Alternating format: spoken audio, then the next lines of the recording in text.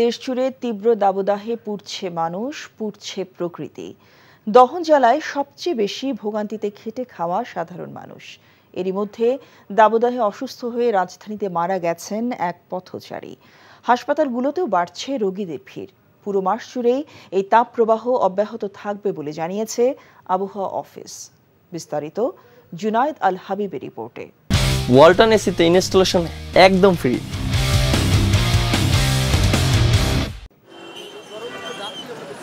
বৈশাখের খরতাপে যখন পুড়ছে দেশ, তখন ৭৫ বছর বয়সী আবুল কাশেমের কপালে চিন্তার ভাঁজ।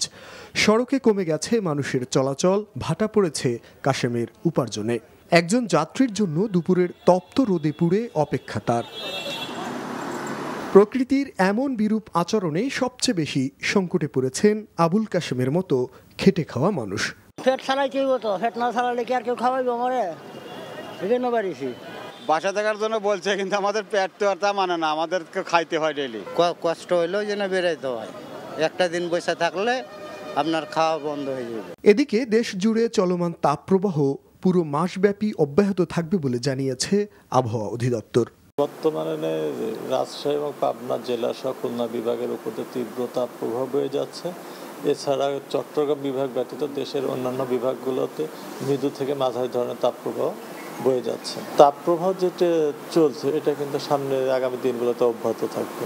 এখন বর্তমান যে অবস্থা দেখা যাচ্ছে, সিলেট বিভাগ ছাড়া কিন্তু বৃষ্টিপাতের ওরকম সম্ভাবনা নেই। তীব্র গরমে প্রয়োজন ছাড়া যখন ঘর থেকে বের হচ্ছে না মানুষ, তখন বিনামূল্যে বিশুদ্ধ পানি ও খাবার স্যালাইন নিয়ে শ্রমজীবী মানুষের পাশে দাঁড়িয়েছেন বিভিন্ন স্বেচ্ছাসেবী সংগঠন। গরমের নিম্ন আয়ের মানুষ যারা, তাদেরকে স্যালাইন আর মিনারেল ওয়াটার দিচ্ছি, পানি। ওদেরকে আবার সতর্ক করতেছি যে রাস্তাঘাটে ফুটপাতে বিভিন্ন কেমিক্যাল দিয়ে শরবত বিক্রি করে, তারা যাতে এই শরবতটা না খায়। সাময়িক এই সংকটে সতর্ক হয়ে চলার পাশাপাশি শিশু ও বয়স্কদের বাড়তি যত্ন নেয়ার কথা বলছেন চিকিৎসকরা।